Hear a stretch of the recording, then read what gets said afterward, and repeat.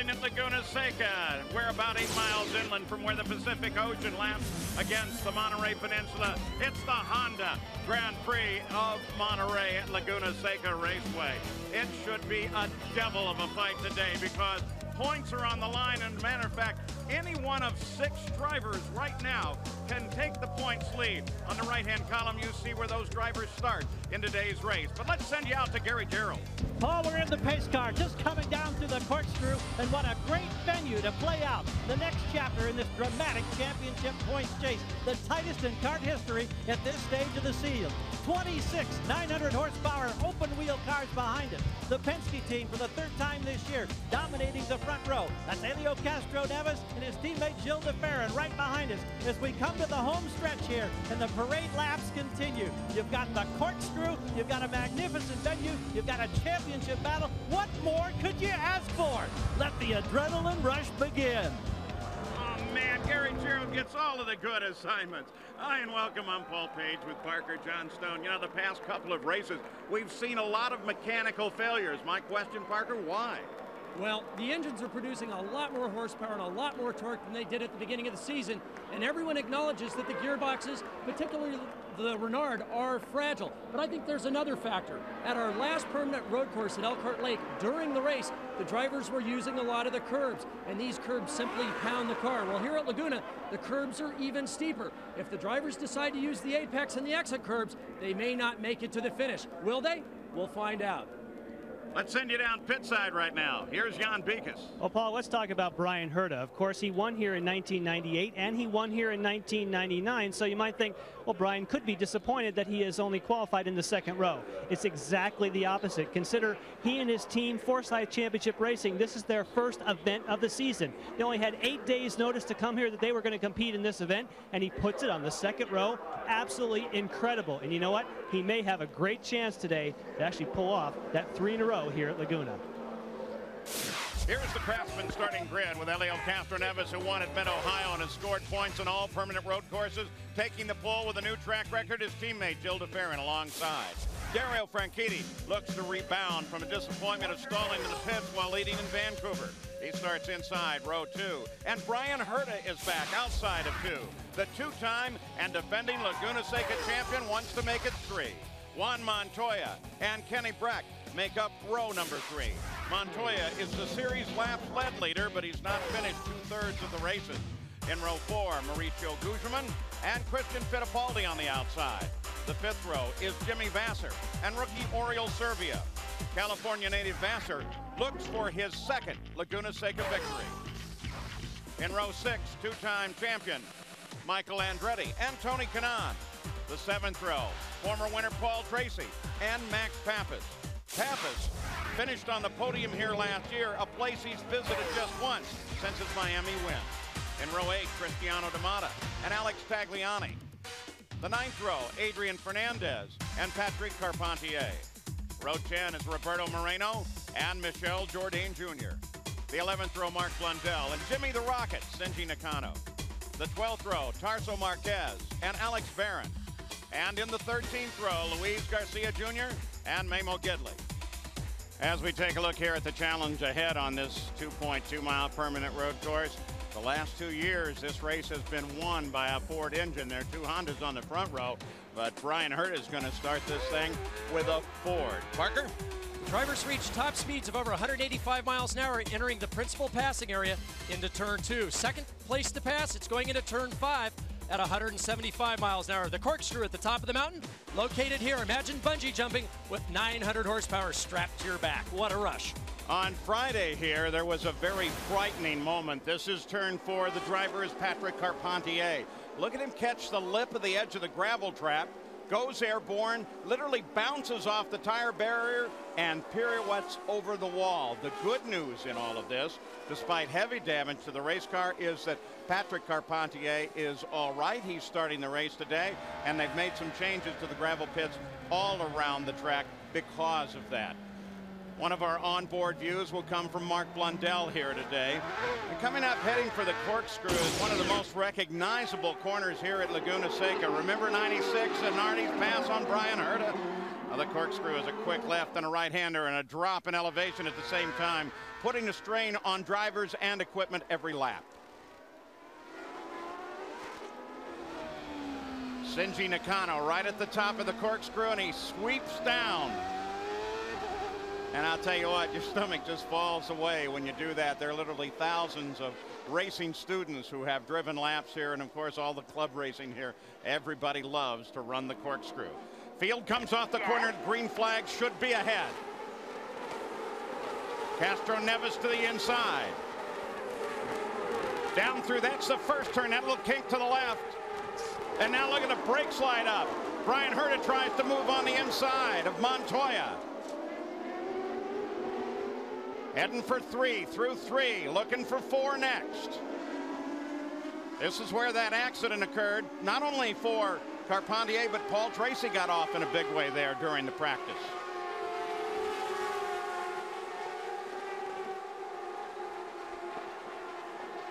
And coming off that corner you just mentioned, Paul Tracy dropped wheels off the outside, allowed Tony Kanaan to get a run on him on the outside coming into turn number 5. Castroneves continues to lead his teammate Gil de Ferran. Battle back there, Bryan Herta seems like he wants to make his moves early and fast, but as yet he's really not been able to do that. Down through the corkscrew, down the hill, out from under the bridge, left-hand turn for the first lap. And you can see that Bryan Herta's lost a little bit of contact with this lead group of 4 cars. But keep in mind, this is the first time that Bryan Herta has ever started outside the front row in his starts here at Laguna Seca. An amazing accomplishment. Al Castroneves, as he comes across the line, it's the 5th race this year that he has led, and 3 of those leads have been on natural terrain road courses. There's de Ferran. Now, you know, in that battle for pole position, Castroneves did snatch a point away that by the end of the season, Gil de Ferran may badly need for the championship. No change from start order. Castroneves, de Ferran, Franchitti, Montoya, 3 Hondas, then a Toyota, and then the Ford of Bryan Herta. And looking a little further back, the only movement I can see is Paul Tracy did get around Tony Kanaan for 12th place.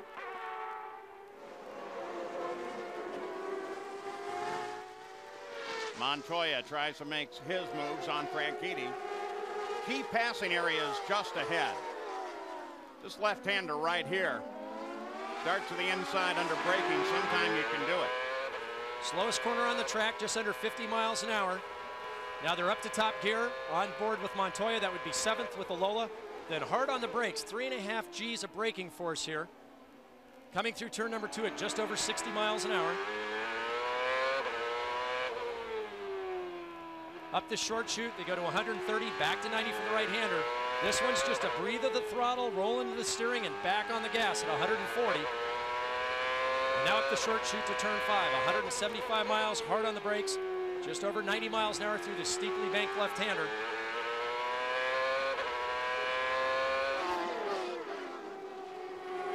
You may have noticed that the helmet that Montoya is wearing down there, you'll see it is different than he normally wears. And what he has done is patterned his helmet after Gonzalo Rodriguez, who was killed in the corkscrew last year, a flip over the wall. There was a beautiful memorial service led by his sister here, and Montoya wanted to honor his memory by wearing a helmet that reflected him.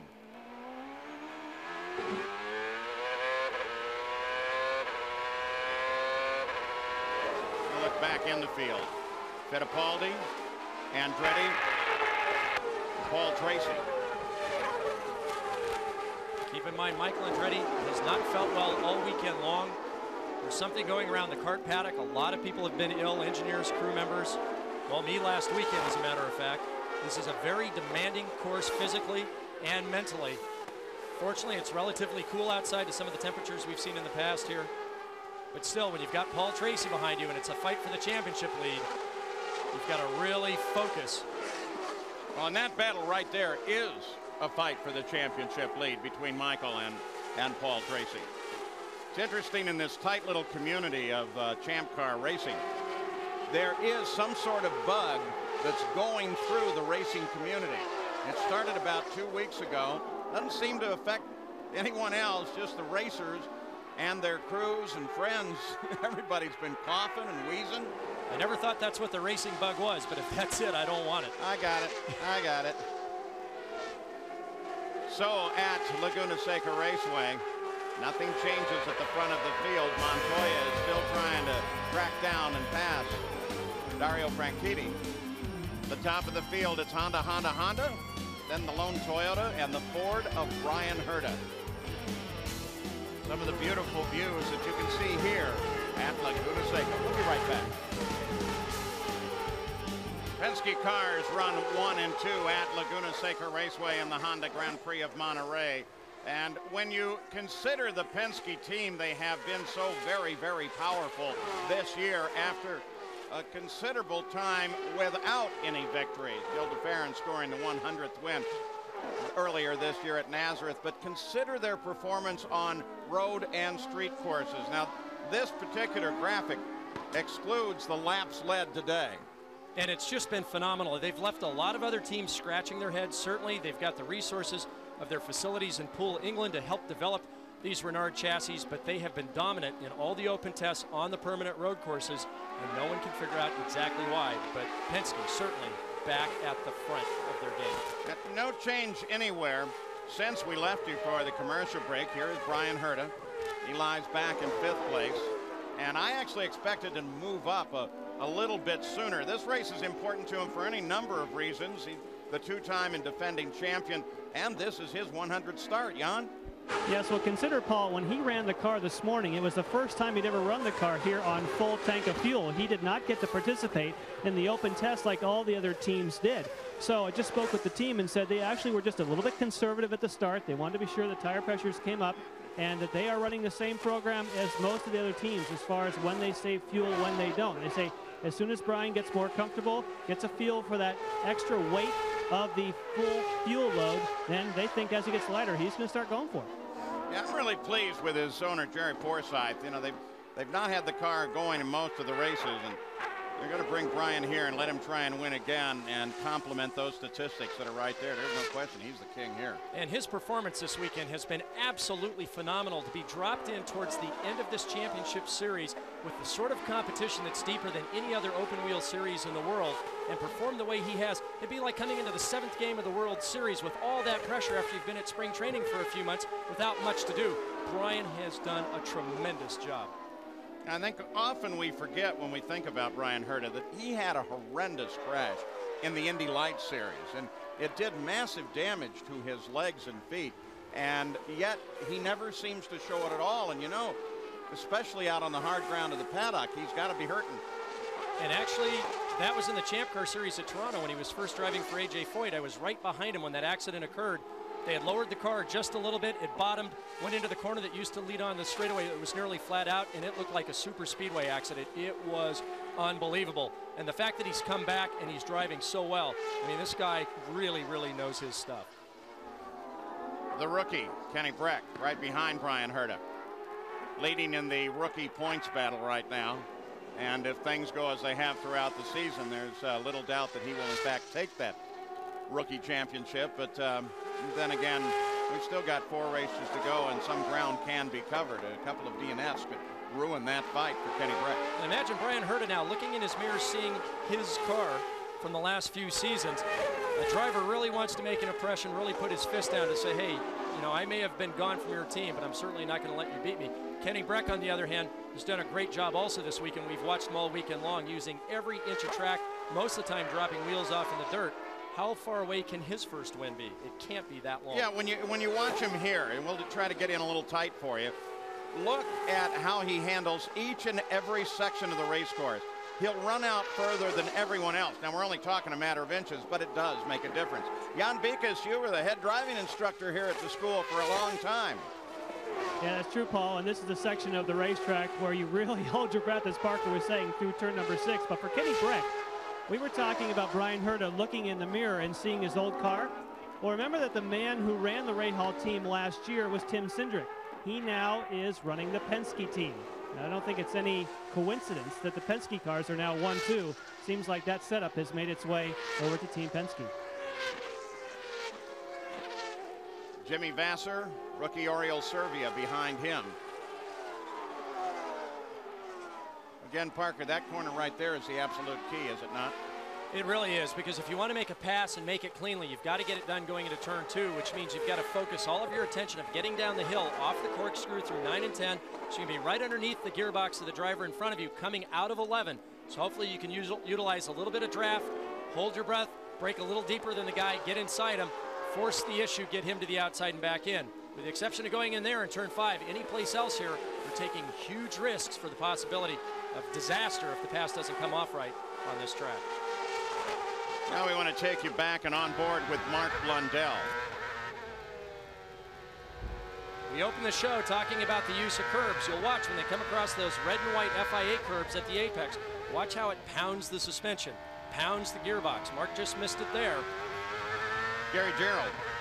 Well, a little concern. There were some observers who thought that maybe the engine on the 18 car, Mark Blundell's, running a bit rough, but he seems to be circulating, holding his position. When he comes to his first pit stop today, going to be a significant change because Darrell Fox, who's normally on the right front, injured a finger a couple of days to go. So Russell Cameron, who's among the team managers, is going to take his spot. When we are told that it's the first time since 1996 that Fox has missed a Blundell pit stop. That's an amazing record itself. Let's go to Jan. Yes, Gary, speaking in more detail about Mark Blundell, in the Vancouver race, we mentioned that he might not be back with the Pac West team. In fact, a few moments ago, a team member told me that an announcement may come today that he will not be back with the team. So he really wants to show stuff. He has been talking with other teams around the paddock, and of course, this is his audition. If he can really show his stuff in this team, hopefully he can find a place for himself for next year in this championship. Well, for my money, he is one of the good ones in the paddock and would be a good investment for anybody. Michel Jourdain Jr. runs just ahead of him, and if you look on the nose of that car, you'll see the star of Mercedes-Benz. Well, if you look there next year, you will not see it. Mercedes-Benz announced yesterday that they are not going to compete in the CART FedEx Championship Series next year, and the reason for that is given that they are going to focus on their Formula One effort and the incredible competitiveness there. They think they need all the research and R&D assets to deal with that series, plus some of the sports car stuff they want to do. And that's going to put a huge strain on Honda, Toyota, and Ford Cosworth, because it's just not as simple as saying, well, gee, I want engines. Keep in mind that the engine companies, although they do charge for their engines in most cases, are supplementing each of these teams to the tune of millions of dollars for all the research and development that goes in to building just a handful of engines.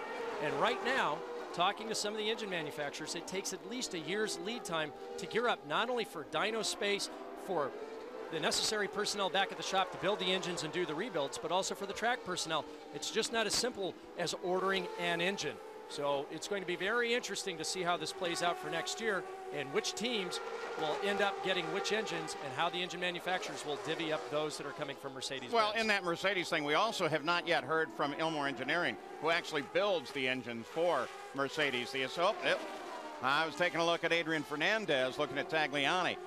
That we're still not sure if Ilmor might not service some customers or if they're totally out as well, or is it they might create a new deal. Patrick Racing Team right there. Adrian Fernandez, the green and red car, followed by Roberto Moreno, currently powered by Fords, and that may be up for change as well. But those cars all battle back in the field right now. At the front, it remains Helio Castroneves at front, Gil de Ferran, Dario Franchitti, Juan Montoya, and Brian Herta. Those are the top five, and there is Helio Castroneves. He has completed 13 laps in the lead and is just kind of steadily pulling away from his teammate. Now has a 2-second interval on Gil de Ferran. Now, as we go away to commercial, we want to do a little study of the corkscrew. Super slow motion. Look at the hands, the constant movement. We'll be back.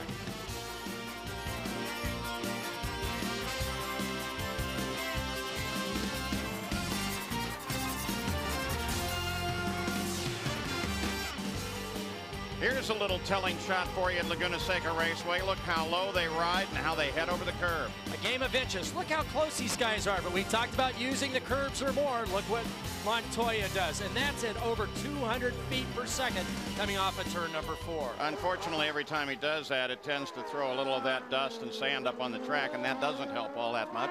Castroneves is still the leader. Nothing has changed up at the front, but there has been a change since we left you back in 17th position. When we left you, it was Roberto Moreno who was behind Fernandez, and you see that he is now ahead of him. How did he get there? Here's that shot. Coming down into turn 2, Fernandez gets wide. Moreno takes advantage of it. And that's just about as simple as it gets. Fernandez picked up a lot of push, carried a little bit too much entry speed. Moreno a little bit more conservative, focused on the exit, managed to get by right at the apex. That gave Moreno 17th and put him up so he can now fight with Tagliani. And he looks like he's faster than Tagliani. Jan, what do you think? Well, that may not be hard, Paul, because Alex Tagliani's got trouble right now. As he goes by me, you can hear the engine is off song. It sounds to me like it's either something in the drivetrain or it might be an exhaust header. But the team has radioed to Alex to say, just keep going until it gets worse. Well, there is an interval, a considerable interval actually, from Cristiano D'Amata back to Tagliani. There's Tag, Moreno right behind him. Look ahead here. Yeah, it's just about 5 seconds actually up to Cristiano D'Amata. And the teams monitor these transmissions, and if Roberto Moreno knows that not only is he faster, but the car in front of them is having a mechanical problem, he's going to be all over the back of Tag to try to exploit that problem and make up that ground at D'Amata. Hey, Parker, a quick question from the pits. Can a driver hear if the car in front of him is running off song? Yes, you can, Gary, and he's close enough to certainly hear that, and he's probably also seeing it the performance deteriorate because they're both running Ford Cosworth engines. They're both in Renard chassis. And right now, Moreno is all over the back of Tag. But catching Tag and passing Tag are two different things. Now, you just heard them radio a change in fuel mapping position for Alex Tagliani. I'm sure what that's going to do. This is the... try and wait for a full course yellow, so just keep going. Keep going until we tell you to stop. The view down from the Honda Helicam. And you can see Moreno's problem there is Tagliani's very good coming off that last corner, turn number 11. So Moreno's unable to try to get a pass done into turn 2, but now coming through this section of the course and up to the corkscrew, look how much quicker Moreno is. He's got to get off this corner and then try to duck to the inside coming into turn 5, but he's not close enough to do that. Now this is a climb. It's starting up toward the top of the corkscrew, the highest elevation on this track. They climb an additional nearly 100 feet from turn 5 up to the top of the corkscrew. And then from here, they'll drop 160 feet back down to turn number 11. Now sweeping downhill. And that's just like a roller coaster ride. Parker was dragging me around in the Honda camera car the other day and had me sitting facing backwards as we were doing it. It's an extra thrill that way. And huge G-loading as the cars load up coming down that hill. But once again, you can see Tagliani very quick off that last corner. I'm a little surprised. I thought Roberto would be able to get this pass done much sooner. But he just can't seem to utilize his advantage in a place where he can get around Tagliani. And they talk about the series and how competitive it is. And it truly is. Guys are just trying to gain inches on one another with each lap. Now, here is Moreno, probably well aware that that car in front of him is not 100%. And he's trying to inch up, find the smooth, swift place that he can come past. But finding that on a course like Laguna Seca can be a measurable chore. And if Moreno makes the slightest mistake coming off of turn 6 here, coming off of turn 9, coming off of turn 11, Moreno could take advantage of that mistake, but so far we haven't seen Tagliani make one mistake yet during this run. I'm going to take you to Shinji Nakano. His team owner has been laughing and trying to get us to use his European nickname, which is Jimmy the Rocket. And so we agreed with Derek Walker. We would do that for him. Well, one time. No, we've done it twice now. So Nakano back at 22nd on the pit straight and back to the front of the field. Helio Castroneves. You don't get quite as much television time when you pull out a 2.5-second lead on everybody else. But for Helio, I think he's probably loving every second of it. That's neat to see a clear road ahead and fairly clear road behind. And as we've seen in the past, he's so smooth, very much like Dario Franchitti, uses up every bit of track, but never too much, as we see Montoya often does. It's very difficult sometimes to see when Castroneves is actually on a quick lap because he is so smooth with the brakes and with his hands and coming off the corners. Michael Andretti, Paul Tracy. Ongoing fight at 11th place with Tony Kanaan there watching, waiting.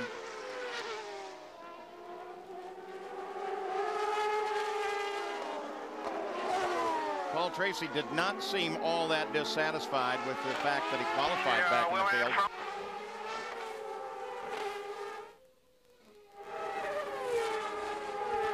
Well, and if you look at the stats on Paul Tracy, remember at Road America he had dropped to essentially was dead last after the opening lap, came back to win. He had won from Long Beach from 17th place. Really, depending on the circuit and what sort of car Paul's got underneath him, it really hasn't stopped him in the past. Right now we can see there is parity throughout the field.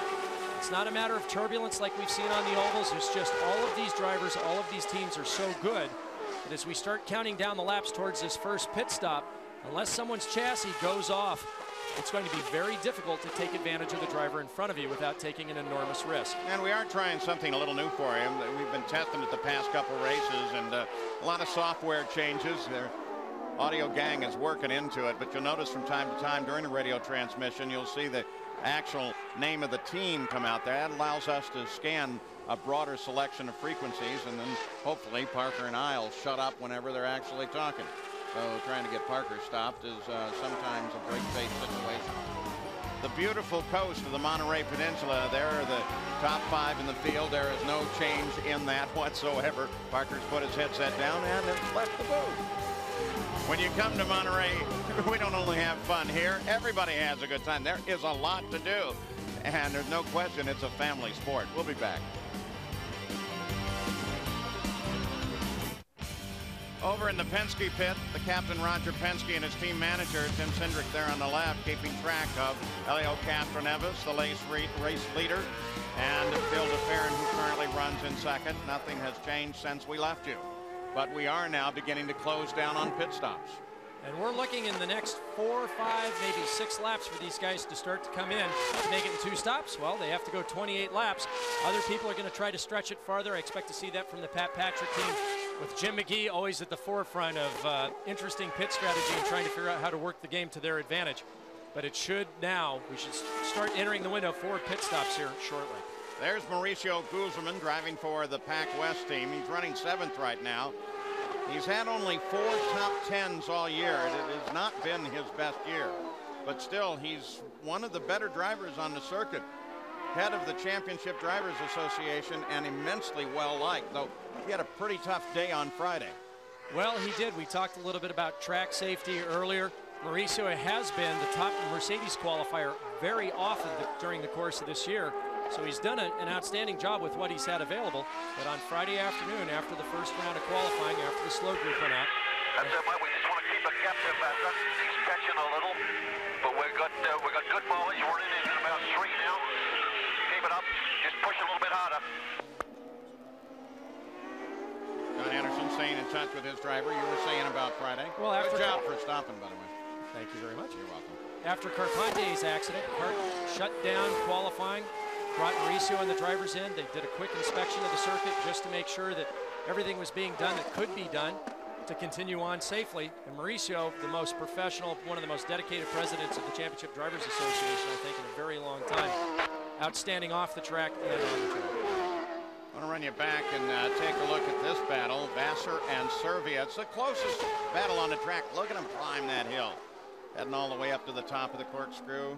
And when you here come they over come down. And when you come over the top, Paul, considering that the driver's point of view is only 20 some odd inches off the racetrack, all you see is sky. You lead with your feet, the car goes to 0, almost negative G's, it then lands, you're back on the brakes, and then all you see are treetops. That's your reference point for the turn in turn 8, and then just everything falls away. And once again, you get completely light in the car, 0 G's, and then the car slams back on the deck and heading down into turn 9. Jimmy, count down 3. just huge G-loading. Minus 1 turn. 10-4. So the plan for Jimmy Vasser to come in 3. His teammate, of course, is Montoya, sitting up in 4th place right now. Now there's the view. Climbing the hill, and then it's a blind corner when they get up here. Just sky from the driver's point of view. Now, one of the things in the change at the top of the corkscrew that they affected since last year was they moved, didn't cut down, but they actually moved a number of the trees. And when the drivers first came out on Friday and out during the test that they had a little earlier here, they were all saying, I've totally lost my reference point here because it was the top of a tree. And speaking with Jimmy Vasser, Jimmy and I grew up down in this area. He's been racing here for a very, very long time. He said, Parker, the first time I came up over the top of the rise, I had no idea where the track went. I was completely lost. Said it took him a number of laps during that open test to regain his bearings. But Jimmy Vasser, hometown boy here, has a lot of people out watching him, and is one of the drivers whose future is up in the air for next year. He's got lots of different options. It'll just be interesting to see where he ends up. Well, one of the two of you grew up here. The other, I'm not so sure he's totally grown up yet. Man, that's a tough move. I always say Parker is a 7-year-old caught in an adult body. I won't deny it. Jimmy Vasser back to Montoya. 4th place. Nothing changes at the front. Pit stops now begin. Tagliani, can they make the changes that they need? Well, if it's what Jan Vikas reported, then there's very little chance that they're going to change anything, and they certainly didn't look like they were going to try other than refuel the car and get it back out. And this is a little early. This is about 2 laps earlier than I would have expected, because to do it in 2 stops, they have to go 28 laps. You can see Castroneves still out on the track. And the 2 Penske car leaders, they stay out, and they're going to catch up very quickly. Here's Franchitti. In the first pit, Paul, he ducked in. He came in very in attack mode. That's the first pit. Now as the revs go up, they've made a wing change, giving more fuel wing. They've adjusted tire pressures, we're told. He now hits that 50-mile-per-hour limit all the way down the road. And it looks like they made absolutely sure that they got every drop of fuel in that car. He can't accelerate until they pass the end of this wall here. The Catalonian, Servia, comes into the pits, makes his stop for the PPI team. Interesting in that the Craftsman pit stop battle that goes on throughout the year. PPI is now the 2nd place team in that, behind the Patrick team. So this is a very efficient crew that you're watching work. Kicked the back end, gave him a nice exit from the pits. And Servia comes back to the fight. Gil de Ferran won his first race here. Castroneves, his teammate, comes in. Jan Vikas, he's on his way to you. Yes, we've got both the Penske cars on the way. We know for Gil de Ferran, they're going to give him 1 turn of wing. For Enel Castroneves, they're expecting to make no changes. When you hear that reset the fuel meter, that's just in case the telemetry goes out. Revs are definitely high enough. 12.2, and de Ferran is still there. Looked like de Ferran had a little longer stop than Castroneves, and Brian Herta is up getting his service, and they also await Kenny Breck. Looks like a good stop for Brian Herta. That's a view from Steve Reagan's helmet on Brian Herta's car. Herta's back out. And keep in mind that Hilliard, Ohio team has been dormant all year long. These guys have been dropped in the thick of it. They haven't done pit stops since the beginning of the year. Well, at least not pit stops in the heat of battle as Christian Fittipaldi comes in. I'm sure they practice them probably about every day, as most of these teams do. Hold it. Go. Go. Tracy's right behind you. Here is Montoya. We expect him in shortly. Fortunately, with cars coming out in front of him, he's gotten caught into the thick of it. Now he makes the left-hand turn onto the pit road. Gary? Okay, right here. There We're ready to pounce into action now. He got a lap further than the other race leaders, which is encouraging for the Toyota Watch power your speed plant. on the way out. Here comes the wing. Wait on fuel. Ready? Go, go, go. Saw the car start to move at one point as he engaged the clutch, but he controlled it very nicely, got out in our clock at 12.2. That comes on the 29th lap. Leaders have been in. Here is Kenny Breck.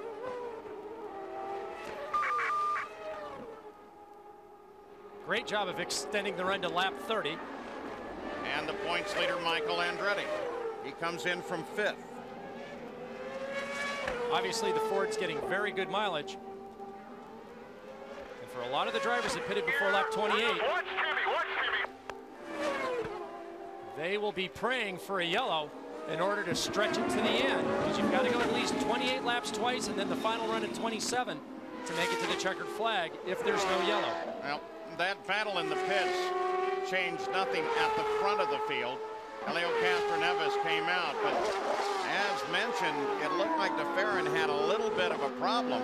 And as a result, look up the hill here for 2nd place. Yep, it's Montoya. DeFerrin drops back to 3rd.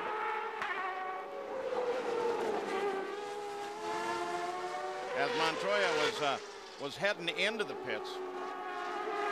We want to show you, that's just before he headed in. This is coming up to the corkscrew. That's Tagliani that nearly puts him into the fence on the left side there.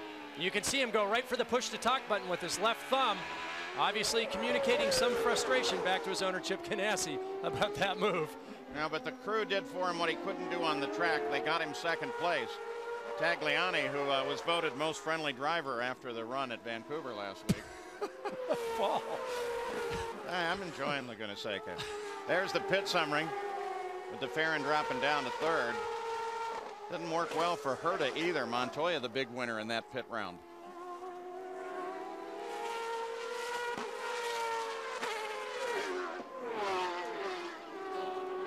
Vassar and Servia came out relative to one another once again, and they're still at it. It's a battle for 9th place right now, with Jimmy Vassar occupying that spot. Both drivers with Toyota power. Whoa, D'Amata, that's turn 2, bottom of the hill. I wonder if he's going to get up to speed fast enough and save the position, or if Fernandez will grab it away from him. Okay, nice and easy. Get your rhythm back. You'll be fine. That's Mark Johnson from PPI talking to Cristiano. And it looks like he's been able to keep Fernandez and the rest of the group behind him. Yeah, but Fernandez is now going to be right there and threatening. So a quick incident that was not as costly as it could have been for Cristiano D'Amata, who has also, by the way, been the subject of incredible conversations on who's going where next year as the silly season continues. This was Michael's pit stop on that first round. Give you an overhead view, and we'll come right back. As we take a look down on the beautiful courses of the Monterey Peninsula, don't forget the PGA Bell Canadian Open. Tiger Woods was tied for the lead as they came into today's play, and the coverage will come later. The PGA Tour on ESPN. He is a Tiger. For more, log on to ESPN.com.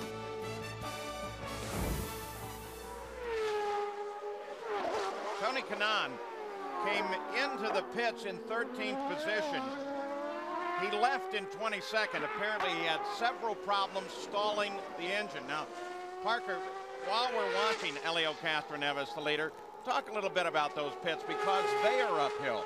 When we were watching Michael, for example, he's down at the far outside of the pits, and he's actually sitting on a hill, so he's got to hold that car and get it rolling. And anybody that remembers back to their first days of trying to drive a standard transmission car knows that's the one thing for the first several months you absolutely tried to avoid, was starting on a hill. But the problem with these cars is they virtually have no flywheel, little tiny clutches.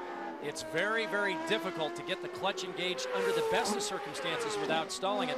As you said, from the first pit to the last pit, there's probably a 35-foot incline, and at the very end, the last number of pits, it's very steeply inclined. The drivers have to be very careful trying to right foot brake, holding the throttle up with the base of their foot. And the only thing you can do when it's time to go is put that thing on the rev limiter, sidestep the clutch, and hope the thing hooks up and launches out as it's supposed to.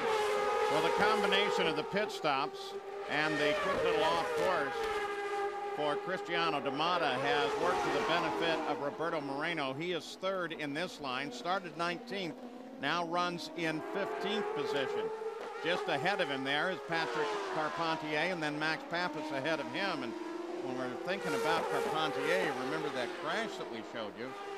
He was very stiff yesterday, so he didn't seemed to be as sore as I thought he would be, but I think he was in a lot of discomfort, and it can't be very pleasant to be in that cockpit. Well, we saw him immediately after the accident, and his neck, upper and lower back were very, very sore. As you said, he was very stiff. Yesterday when we spoke with him, he actually looked like he had regained a lot of mobility, but still, it was just a horrendous wreck. He doesn't remember much about it, even though he never lost consciousness. He just didn't know quite where he was. But it can't be good to suffer that sort of accident and come back driving this particular circuit, because it does really take a physical toll during the course of the 83 laps. Well, if you want to talk about Penske dominance, look at the fast laps chart. It's all Penske. Well, and we've seen that all year long. Their test back at Mid-Ohio, their test here, their test at Road America. They were just the class of the field. Everyone else trying to figure out what those highly modified Rinsky chassis are doing. You know, how they're able to get the power down so well from the Honda engines. The Honda people have been working a lot with all their teams on drivability, making sure that the mapping doesn't allow the tires to explode coming off the low-speed corners like this corner, turn 11. And if you get that all done right, it just makes for superior lap times. Montoya nibbling away at Helio Castroneves. He, of course, too, in this silly season has been the subject of a good deal of conversation, like maybe the worst kept secret on the planet right now. My guess is the announcement comes at the U.S. Grand Prix at Indianapolis that he's probably not going to be in this series next year. Jan? Well, Paul, I think the fans know that as well. All you have to do is look at one of these banners on the front straightaway. See that second O, or the first O rather, BMW. That, of course, would be the make that he would drive next year, the Colombian colors in the background. So pretty creative banner here. And, of course, they see themselves on the jumbo screen and said, yep, I knew that banner was going to pay off. Well, they made it big enough. That is one of the things here. Because it is a natural terrain road course, the fans can wander anywhere they want. Get up on the hills. There are some terrific views at Laguna Seca. Montoya still second, 3.3 now behind the leader, Helio Castroneves. De Ferran has not been able to challenge Montoya from third place. He's 4 seconds back from Montoya.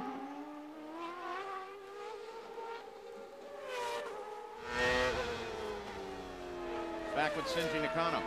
You look at the number 33.1 on his steering wheel. During that first round of pit stops, Jan mentioned, he was talking about the fuel reset as we watched the leaders come into the pits in case the telemetry data went down. But for the drivers, this number on the steering wheel, if they lose communication with the pits or the telemetry data on the fuel counter, if that number comes up as they cross start finish, they know they have to pit the next lap. So it's sort of the last thing in the loop that if something goes wrong with communications, whether it's verbal or telemetry, the drivers know if they go past that number and don't pit, they'll be out of fuel on the track. And those steering wheels are so cool. On Kart Today from time to time, Jan Beekes, as part of the technical section, is able to tell you about all the different adjustments and readings and everything you can get off the modern race car steering wheel. And as soon as somebody's not looking, one of them's going to be mine. Climbing the hill, Kenny Breck. Well, look at the roughness of this track. No criticism of the track. It's just the way these cars sit on this well-used circuit. Well, and it's the same thing we saw at Road America. The track surface itself is actually very smooth, but it's the drivers using up every single inch of road, curbing, and then some. We talked about Kenny Breck being one of the drivers who goes from the very inside to the very outside. This is a game of inches. Watch how he hangs the left side tires off the curb, still in contact there. And Paul, as we said at the opening of the show, you can see the dust spray there. Not good for trailing drivers, but if you use just another inch or two, the suspension, the driveline take a real pounding, and I think that's why we've seen some of the recent failures.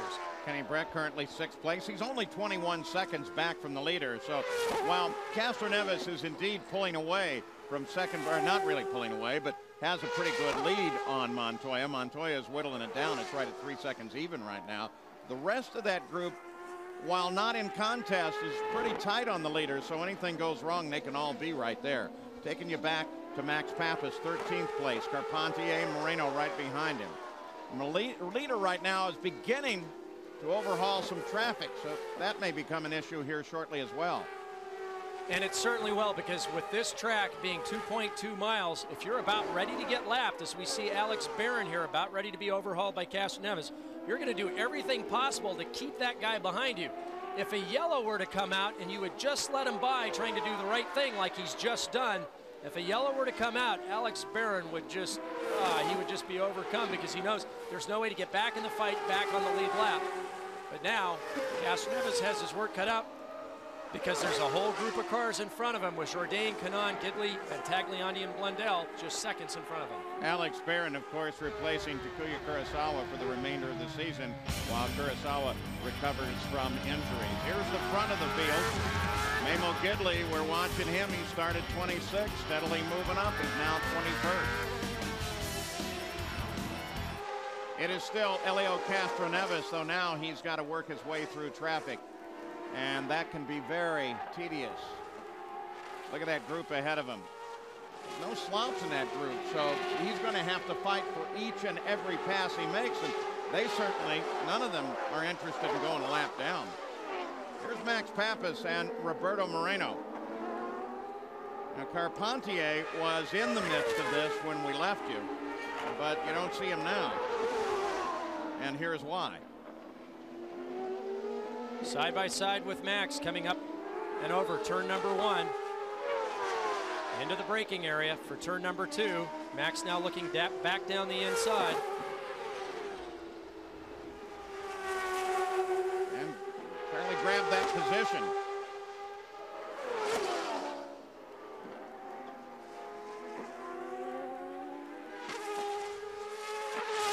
And as we watch Max Papis, consider how much success the Rahal team has had here in the past. It was 1 year ago where Max Papis had his first podium finish here. His teammate winning the race, he finished 3rd. Max has had 4 podiums since then, including his first win in the season opener at Homestead.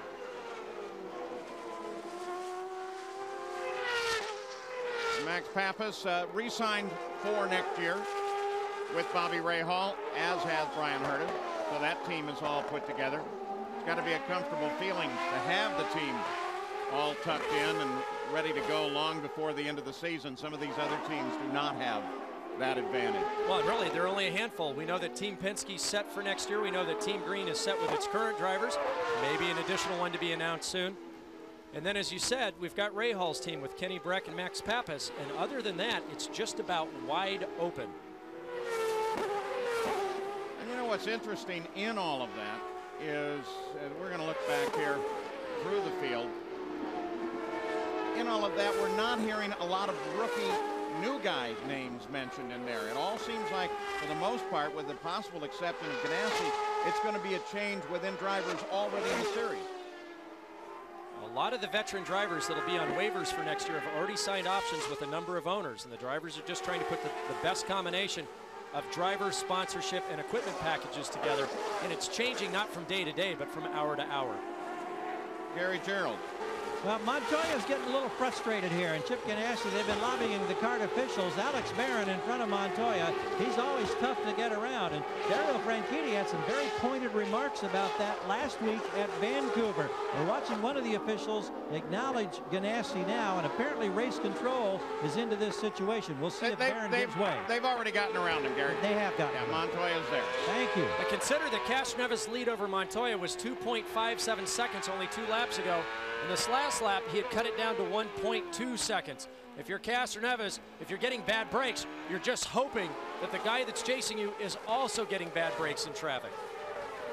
There's the separation, first to second, Castroneves to Montoya. And that time the interval jumped up to 1.7 seconds, so Castroneves gained a half a second on that lap. But still, look at the line of cars in front of Castroneves. Montoya's got to get around Tony Kanaan. As I said a little earlier when he was looking at the back of Alex Barron, if you're in this position and you're Tony Kanaan, even though the leader's gotten by, you just aren't going to give up that easily. But once you do let the leader go by, you do have a certain responsibility to let the rest of the field go by as well. It's fun, too, to talk to the drivers and hear the changing attitudes on the use of the blue passing flag, which is only an advisory that somebody's there, or maybe the furled black flag, which tells you to maybe move that thing over. But one week when they're in front, all the guys would say, oh no, they got to fight to get past us. But when they're behind, then the argument goes, you know, you need to move those guys over a little faster. John Beekes. Well, you know, some of the teams take that into their own hands, and the Penske team is one of those. And you'll notice that Castro Neves is right up behind Michel Jourdain. Well, he was, as I started to talk anyway, and that is that the Penske team has been next door to its pit asking for some help. Right now, he's still behind Jourdain. Castro Neves has to be so careful here, sliding in between Jourdain and Mimo Gidley. And you can see there, Tony Kanaan finally moved over to let Montoya through. What you don't want to do is these two guys are in their own battle, and if you're Castro Neves, you don't want to get caught in the middle of an accident while these two guys are fighting, because they may not be paying attention to where you are. But I have to believe with that bright orange and white car that they can't help but see the leader all over the backside of them.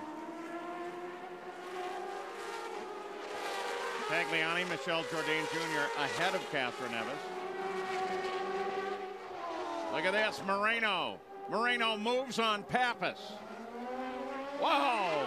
Almost takes him to the wall coming off the corner. You can see Moreno try to push him back to the inside. Max got a better exit. He's fine. You've got back inside me. Now watch Moreno try to get back in. No, he's just going to stay on the outside here. That was some heads-up driving by Max Pappas. He said, all right, you're underneath me. Go ahead. But I think Moreno just carried way too much entry speed into turn 11 trying to make that pass stick. Watch as he comes down the inside now. He jukes out to the inside. Look how much more speed he carried. All we had to do was get side by side with Max and just hold him to the outside. Then he tries to push him back against the inside wall. He ran him down. You can see how dirty the track is there. Max says, fine, pal, you're going to do that. Going to move you back towards the outside. Nice bit of driving there by Max Pappas. They got a car off course to the left. One of the observers suggests it's Moreno. And it is. So. And it looks like he's hit everything but the tires that were there to cushion the blow. So Roberto Moreno is out of the car. We got a couple other cars off. Yeah, we can see Tagliani. So that makes you wonder if there's not oil or dust on that corner. Whoa, suddenly action down there in 5. Yeah, it would be easy to speculate initially that Max and Roberto had a problem. You can see Max clearly out in front. Moreno comes smoking inside, gets wide, misses the tires, contacts the concrete. Moreno had a second place here last year, substituting for Christian Fittipaldi. He was hoping for more. You can see he was just high on the entry to turn 5.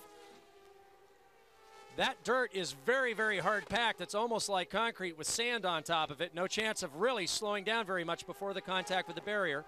Here's the head-on shot. You can see Max had made that repass stuck, gets on the brakes. Look how much ground Moreno's trying to make up here. Just brings in too much speed, gets a little high outside of the groove. Catches part of the trap. That does absolutely nothing. Spins around and hits the front of the car with the wall. We go to full course yellow. The pace car will come out. Safety team wants to get both Tagliani and Moreno's cars out of jeopardy there. We're looking down from the Honda Helicam right now on the exit of turn 5. Why was Moreno driving like that?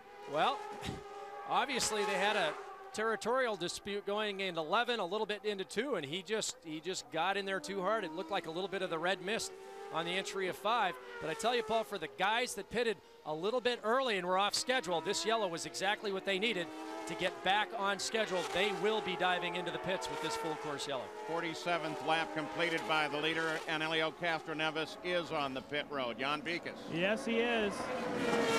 And we will see if they decide to make any changes for him. Obviously, they had a bit of warning. They knew that Moreno was off course. Yeah, we got a problem for Juan Montoya. On the left front, they can't get the wheel on. The jack collapsed. They get a manual jack out. Now they'll go and get the wheel on. All other service is complete. As soon as that wheel's engaged, they'll let him go. Oh, and Gary, we almost had contact between Gilles de Ferran and Dario Franchitti. Ooh, Dario is not going to be happy with that one. What happened was Gilles de Ferran had a slow pit stop. Dario was coming, and Gilles de Ferran just pulled out right in front of him and said, sorry, I'm going first. That was close. Looks like Franchitti's going to go up and talk about it. They're under full course caution. Here's Montoya again.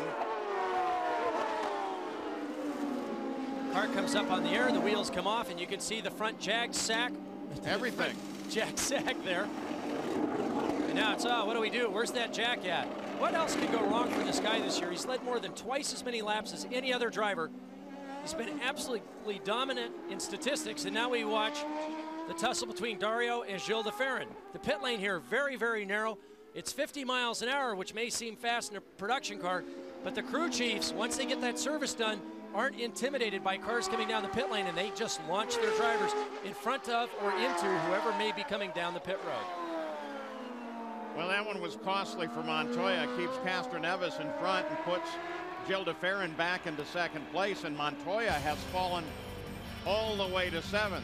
They do keep the manual jacks ready over the wall. They prefer never to use them. We'll be back with more from Laguna Seca. There's so much going on in the world of motorsports now. It takes RPM Tonight an hour to get you totally up to speed on everything. That's tonight, 9:30, 6:30 Pacific, RPM Tonight. For more, log on to ESPN.com. We'll give you the full field rundown right now. This is under a full course caution. Pace car is out. You can see the flashing lights up there ahead.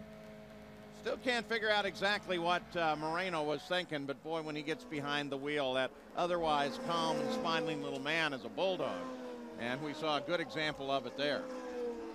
Yeah, he rarely makes mistakes, but obviously he was frustrated about the pass that didn't go as planned down in turn 11. Came back trying to make up 3-4 car lengths under braking for turn number 5. I think he just got in there too hot and slid off. So as they move behind the pace car, and the pace car is catching the rest of the field, they're trying to get the field recycled around. Helio Castroneves has now collected the bonus point for the most laps led. So bonus point for the pole, bonus for most laps led, but he's taken him away from his teammate as well as everyone else. And there is the summary on the stop. Pappas hasn't pitted. Haven't seen a pit stop yet by the Newman-Haas team. And Montoya, he did good on the last stop, and on this one just now, not nearly as good. So while they get the field reorganized here at Laguna Seca Raceway, which is going to take some time to get it done, we'll be back with more after we take another great look at running on the curbs. Welcome back to the Honda Grand Prix of Monterey, Laguna Seca, California. The Kart FedEx Championship Series still under a full course caution. And the reason we're under the full course caution is Roberto Moreno chasing Max Pappas. Well, there was a little history up to this point, but you can see Moreno tried to make up a lot of distance under braking, got a little wide out of the groove, back and rotates as he gets up into the banking, and it's off into the sand. Hartley slows him down. Car comes around, misses the tires, hits the nose along the concrete wall. Shortly thereafter, Alex Tagliani got in the same area. Paul Tracy just topped off with One fuel. just save us fuel. There's plenty of time to catch up. No hurry. Save us fuel now. So the words from his team on how to deal with this race. In the Budweiser Hard Charger Award, Luis Garcia Jr., who has been steadily driving, keeping in races, and of course the award is based on improving your position throughout the race. He's done it very well. The mid-race summary after 52 laps, we're going to 83. Castroneves has been the game all the way. The only lead change came on the stops. So action continues.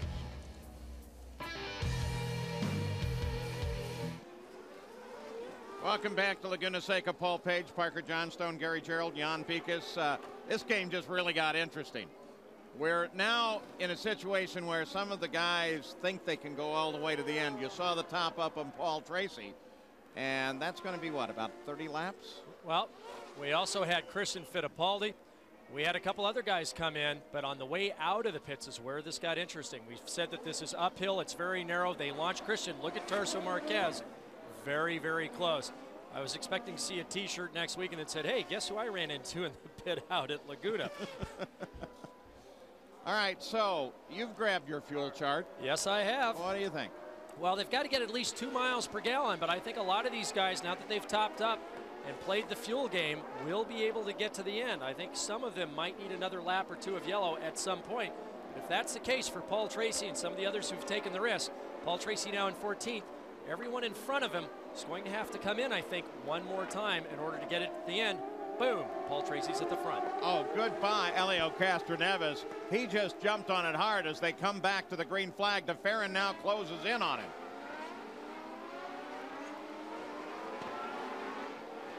Field comes down. Green flag just on the other side of that bridge. Restart here. 55th lap now underway. There's Michael Andretti. Moves to the inside, takes Memo Gidley. That's not for position. Gidley's a lap down now. But so some are going to be on a little bit of a fuel conservation to try and make it to the end. Jan Beekes. Also consider Michael Andretti did not pit, so he'll be light on fuel. He should be able to be much more racy than the guys ahead that have a full tank.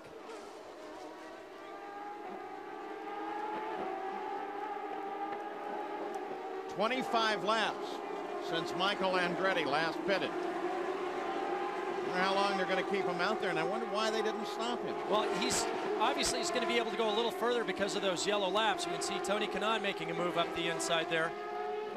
But still, within the next handful of laps, Michael Andretti will have to come in. That'll rotate him to the back of the order, and then he's good to go at the end. But still, questionable fuel strategy, I would think. But you're going to make an interesting last 2 or 3 laps in this race. Montoya chasing Brett. Let's just ride with him a little bit here.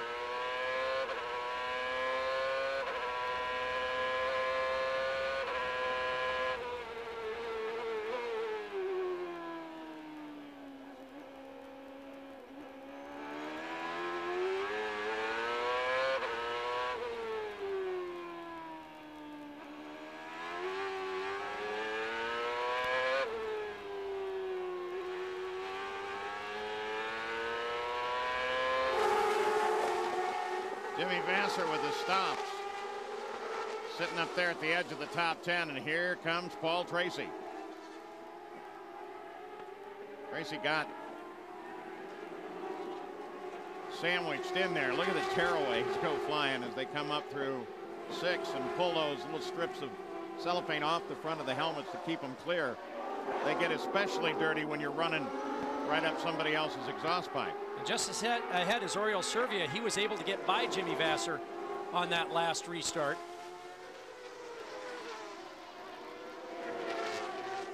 Speaking of Servia, that was a pretty good little move, and we do have it on tape. Coming down into turn 2, looks towards the inside, just says, "Oh, I got you, Jimmy." Really no choice there, and that's what you want to do. You don't want to get partially up the side of the car you're passing. You want to get wheel to wheel with him and then hold him to the outside so there's just no opportunity for him to retaliate. And Jimmy wasn't going to give it up too easily, though. He was really fighting, and Tracy was close in. Yeah, he gave Oriol a car width and a couple inches, and that's all that you should do.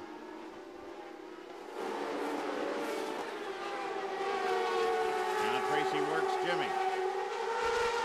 This is 411. Oriol, there's Vasser. Tracy makes a move. So does Carpentier. Carpentier is just going to follow Tracy.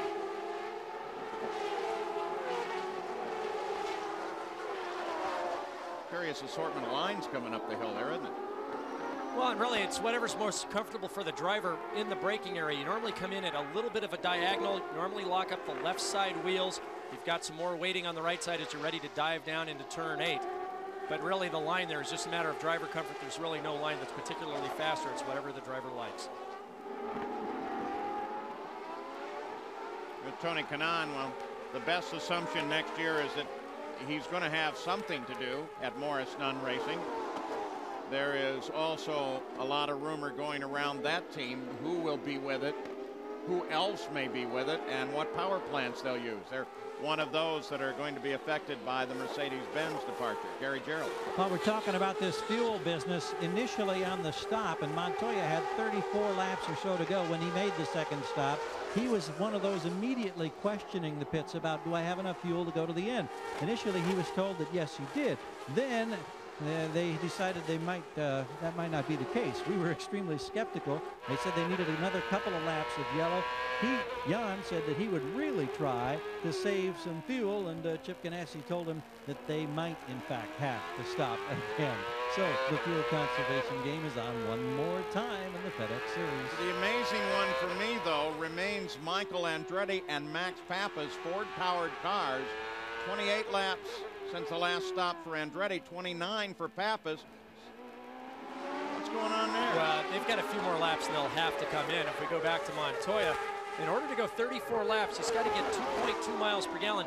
That's 10% more than Paul Tracy at 2 miles per gallon. And consider the strategy of the guys at the front that are running about 1.85 miles per gallon. You see Tony Kanaan's in. And consider it's just not fuel mileage, that's horsepower as well. He's got to really turn it down in order to try to extend this fuel run. You saw Tony Kanaan make his stop. Nothing changes at the front. Castroneves, Teferian, Franchitti, and Andretti. Out in Monterey Bay, they're having a little more peaceful day, but they're missing a lot of the fun at the Honda Grand Prix of Monterey.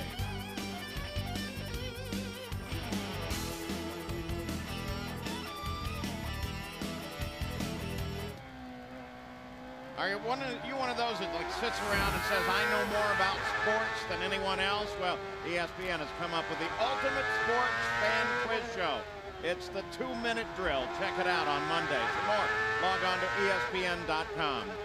Well, finally, Ford Power by Max Pappas comes into the pits. Michael Andretti is still out there. And so as Pappas comes away. And you saw D'Amato leave just in front of him, Paul. He came in, got no tires, just got a quick splash. However, it looks for Michael Andretti. They're going to fill that car up with fuel and go for tires. He'll be here next time around. Michael Andretti due in. Alex Tagliani came in while we were away, and they told him to shut the car down. D'Amato wasn't quite as aggressive as I would have expected coming out of the pits. What's going on here? I'm very surprised, and that was for position coming out of the pits. It looked like he had forgotten that this is actually a race and you got to stand on it at all times. Max Pappas, obviously, as soon as he hit the last pit, right back up to full throttle, and Michael Andretti now finally comes in. Michael Andretti. Past the bridge and hit your marks before tires and fuel. Now remember that Michael Andretti in Vancouver was very critical of the team's fuel strategy, and I have a feeling that'll be the case here at Laguna Seca as well. As we mentioned, they're going to go for the 4 tires. But it's not really the... 11.8 seconds, and it's not so much the stop, it's the timing of the stop that is going to hurt Michael. Back to the leader as Michael Andretti comes out, joins the field. The rest of the field heading up through 6. We mentioned Alex Tagliani out of the car just a few minutes ago, Gary. Tag, I know you had all kinds of problems today. What ends up being the problem that puts you on this side of the wall? Well, actually, you know, the Polaris Sports team gave me a very fast car. We showed that in the warm-up this morning. But we had a problem with the engine. We thought it was a coil, and after that we changed the coil, and it seems that it's a spark plug that it's, you know, defect. And we were running with a lot of less power than everybody else. So my car was very fast. I was just disappointed for all the guys because the engine was not there today. And the incident, Moreno was in the wall, yellow flag, and Michael Jourdain tried to pass me under yellow. So that was a pretty dumb move. Thank you. So Alex Tagliani becomes only the second guy out of the race.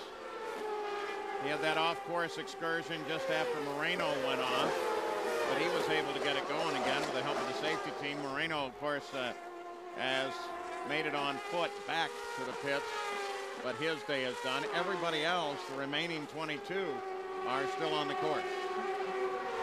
Jan Vikas. Well, for Helio Castroneves, he just had a radio conversation with Tim Cindric, the president of Penske Racing, and I quote, "This fuel economy will win you the race." So therefore, we would assume he's got enough to make it to the end. Let's talk about that word fuel economy, Parker. It's a misnomer. Fuel economy in my car is when I'm really slowing down. Well, they've got plenty of fuel in the tanks back in the pits to make the race distance. That's no problem, but it's all about track position. Trying to extend your stop as long as possible. So even if they had unlimited fuel in the pits, it wouldn't affect the strategy as to when you came in, under what circumstances of yellow or even under green, to try to gain those positions, not by racing on the track, but simply through superior strategy on when you come into the pits. Well, Castroneves still leads, having completed 63 of the 83 laps with just 20 to go, and his teammate DeFerrin sits in second, followed by the Honda car, also Franchitti. Brian Herta has kind of worked his way back up into fourth place, so we're pretty much in start order, with the exception of Montoya being back in sixth. And remember last year, the race at Houston was really the deciding point in the championship for Team Green. Team orders weren't used. Paul Tracy went on to win. Remember, it came down to a tie at the end of the season between Montoya and Franchitti. The championship going to Montoya for more wins. I think the teams now keep that at the forefront of their strategies now with the championship, and realize that a point here, a point there, now, as competitive as the series is, can make all the difference. So with Castroneves in the lead, followed by DeFerrin, and Andretti, by the way, has only been able to get out into 15th place after that stop. But that may pay off later. Look at this. When they came into this race, there was a 20-point spread at the top of the field, and the differential first through sixth, 20 points. That's the closest battle in history by far. And as of now, first through sixth is a 17-point spread. Here are the points as they stand at this moment, and there it is. Of course, Moreno is out of competition right now. Andretti is sitting well back there. Tracy is back as well. So the day's looking pretty good for DeFerrin, but I don't think the final chapter is going to come until about lap 80 when we find out who is going to stop and who is going to continue on. All the decisions that have been made. 2.1 that lap, 2.1 plus 1. 2.1 on fuel. Yeah, they aren't talking about intervals there. It's all now about fuel. 2.1 miles per gallon will give you. Yeah, go ahead, Jan. When they say 2.1, the target for DeFerrin is 2.2. So that's why they're so adamant about the 2.1, because they need more than that. And that's a big difference in laps. 2.1 takes you just over 30 laps. To get you to 2.2, well, that squeezes out another 3 laps out of the tank. So what the drivers are doing now, they've got it leaned back as far as they can with the mixture control. But what you're doing is short shifting on the upshifts. You're not taking it all the way up to the rev limiter. And when you come into the braking areas, you're lifting as early as you can using rolling momentum into the braking area. And on the downshifts, remember, with the sequential gearboxes, they can't skip gears. They've got to go through every single gear. Tony Kanaan off. Can he keep it going and get back out of that gravel pit? You can't spin him too much. He's pretty close to the edge of the road. There he is. The gravel traps haven't stopped anyone so far this weekend, and Tony knows that. He's just going to keep his foot in it and just get it back out onto the racetrack. But as I was saying, the last thing that you do as a driver is when you come into the braking area for downshifting, because you have to go through all the gears, the thing you do is that you rev the engine as little as possible. So you're breathing the throttle, doing everything you can to extend mileage. Look again at Tony Kanaan. He was a lap behind the race when this happened. Coming into turn number 2, lots of smoke from the back of the car here. Now watch the rear wheels. He just keeps on the throttle. He's got to be a little careful. You can see him slow down on the brake between the 2 traps. And now look at him just doing his tractor pull imitation and brings the car back on the track. That was really heads up for him to get on the throttle when he needed to, but then breathe it in between those 2 gravel traps. This is getting pretty tied up at the front between Castroneves, DeFerrin, and Franchitti. Look at the cars bounce. We've already shown you a lot of visuals of the cars as they move back and forth over the curbings and how it grabs the steering wheel and moves it around. A lot of people still have what I think is a rather stupid argument as to whether or not these guys are athletes. Well, there's no question these guys are tremendous athletes. They have heart rates during the course of this race ranging from 160 to 185 beats a minute for nearly 2 hours. They're pulling 3.5 Gs of braking force and cornering force. And you look at the tremendous concentration these guys have to have, traveling upwards of 300 feet a second. If they make the slightest decision, a 1/10 of a second too late, they'll be 30 feet off the racetrack. And look at this pass that's being set up by Jimmy Vasser underneath Oriol Servia going into turn 2. Vasser around Servia. Servia comes right back at him. That's about as textbook as it gets. You carry more entry speed, you wash out at the apex, you can't get the power down. And now look at Paul Tracy on the back of Jimmy Vasser. Oriol, very patient, a very intelligent young man, says, great, you'll wash out wide, I'll concentrate on carrying speed off the corner, comes right back at him. Oh, it's getting hot here. This is a 4-way battle for 8th place. You saw Carpentier take a look at Tracy as well. What surprises me is you did say that's elemental, and it's surprising to see that kind of thinking come up here in the Champ Cars. Dario Franchitti, third place. Gary. Couple of more updates here relating fuel. Just talked to Kim Green. He said, it is marginal for us. I said, what do you got to get? What's the target? He says, well, we've got to be getting consistently over 2 miles per gallon. And Chip Ganassi has also told Juan Montoya that they're looking better now on fuel. Juan apparently doing a good job in the conservation mode as he travels along in 6th place. Jan? Well, for Bryan Herta, a similar situation. I asked if they would be able to make it to the end, and they said, we're trying. It will be close. So you've got different engine manufacturers all trying to accomplish the same thing. Go as fast as you possibly can and still have enough fuel to cross the finish line. You see the signage both on the rear wing and on the side for Bryan Herta for Rockingham Speedway in England. That's one of the 3 new tracks that the series will visit next year. Monterrey, Mexico, Rockingham, England, and Euro Speedway north in the central part of Germany. They're all 3 going to be really cool. Castroneves, DeFerrin, Franchitti, Honda, then 2 Fords. Montoya in 6th place is the lone Toyota in the top 6.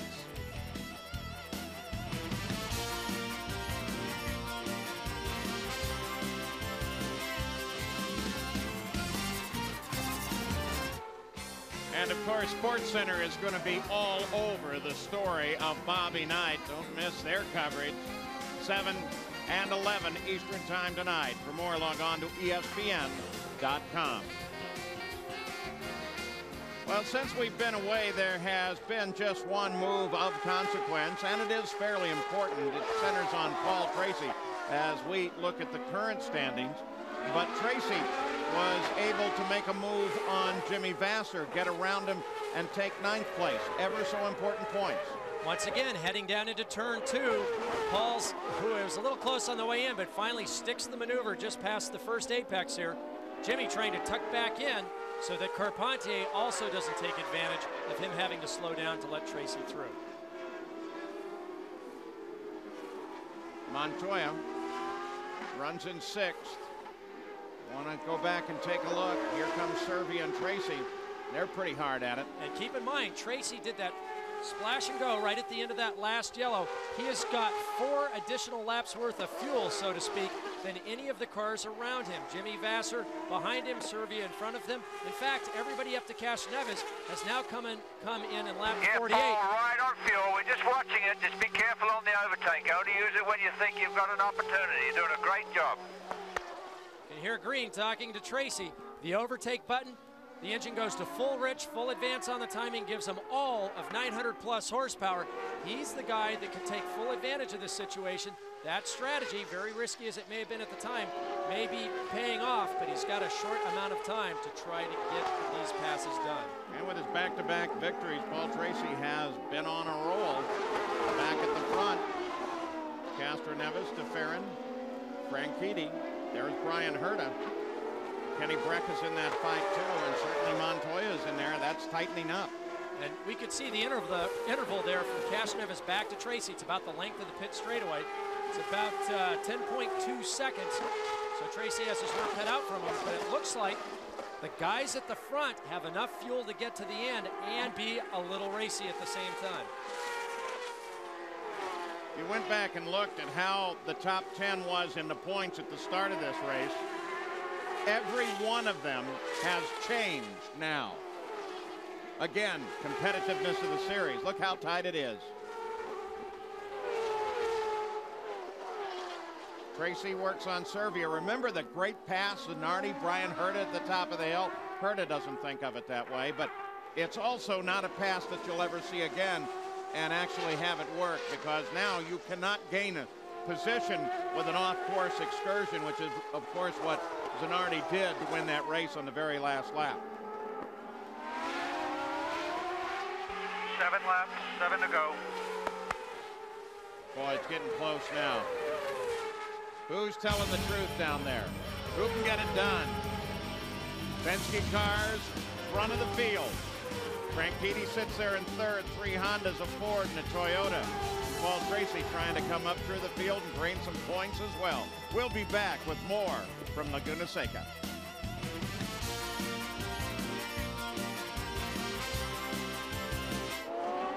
No changes in the order since we left you. They only changed physically. You'll see Alex Barron sitting in physical third place behind second place Gil de Ferran. He just came out of the pits and dropped into that position. He has no factor. In fact, Franchitti is already around him, so the battle at the front of the field continues. Just a reminder of the points you earn for each position, which tells you why everybody's battling hard, especially Tracy well back in the field, trying to grab any point he can. Moreno needed these points, and Gary Gerould, he's been out for some time. Yeah, Roberto doesn't get the points today, and that's a major concern. But let's talk about the confrontation at a couple of points on the racetrack between you and Max Papis. How much do you think did we see, and where did this all begin? Basically previous to what you've probably seen here on the start-finishing line when he repassed me. Up on before the corkscrew, which is one of the fastest places in the circuit. He came out of the corner and made a huge mistake. I went around him, and he only left me the outside. When I went on the outside, he squeezed me out of on the outside of the circuit. If I had not let off, could be a huge accident there. So unfortunately that happened, and I had to squeeze by him because he was having problems. So I tried very hard here in the front of the pits. It didn't work. And then I had my rear wheels locked up into turn 5, and unfortunately was the end of the day for the Vision Patrick team. But I'm very, very glad because we started the weekend not very good. We made the car work by the race, and as always, the Vision Patrick team did a good job. I'm very, very pleased, and I will still chase this championship one way or another. Well, we know that. Thanks, Roberto. Thank you. No changes. They climb up to the top. There is Herta coming into the corkscrew. So here you are trying to guide your 1,550-pound, 900-plus horsepower ground-based missile with 25 of your closest friends all trying to fight over who should be in front of who when the checkered flag falls. 4 laps to go now for the leader, Helio Castroneves. You should have seen his face when he said all that. 3 laps remain. I need all the fuel you can get me. 3 laps remain.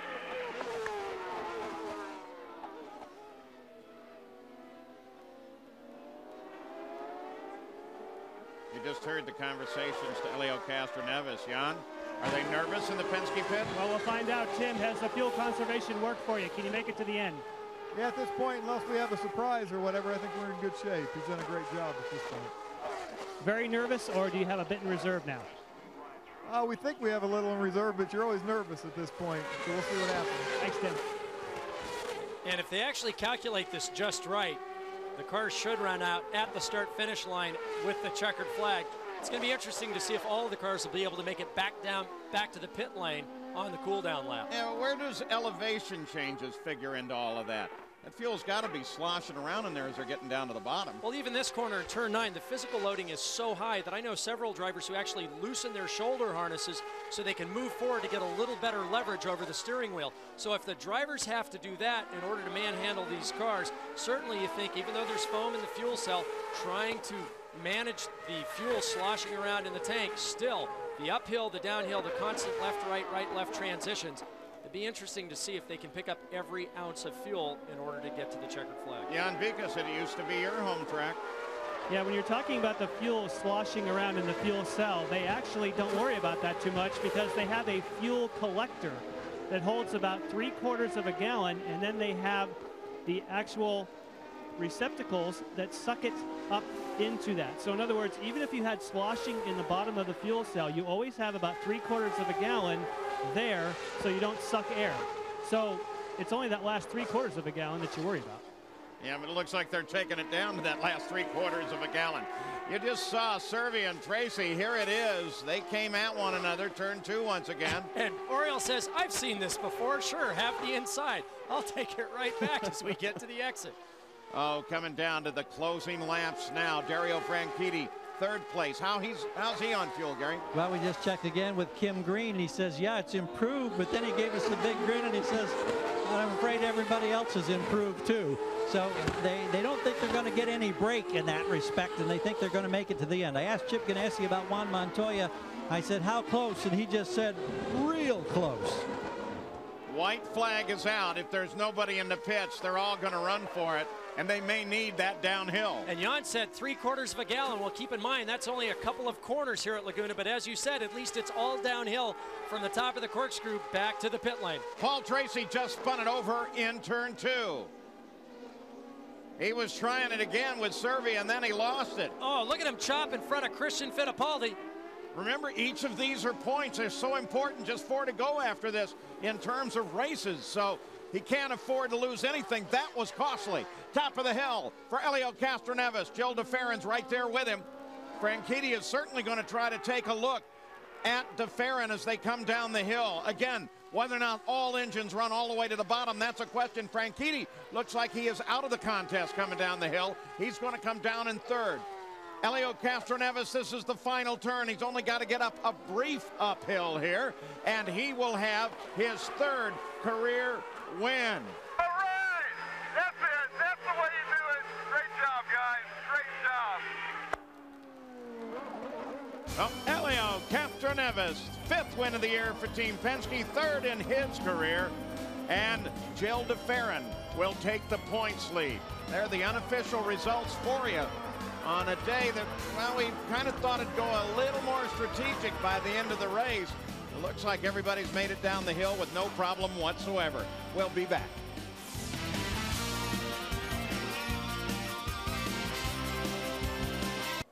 Where's the fence? Yeah, what are you going to jump on? Give me a fence.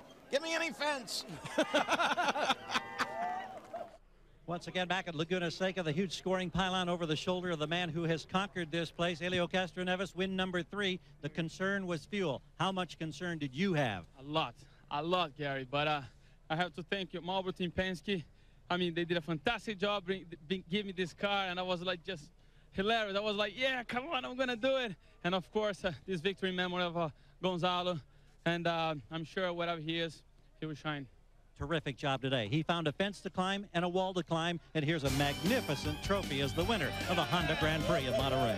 And while Castroneves does take the victory, it's Gil de Ferran that really benefits most by the run today as he moves into the points lead, 6 points over Michael Andretti. We'll be right back.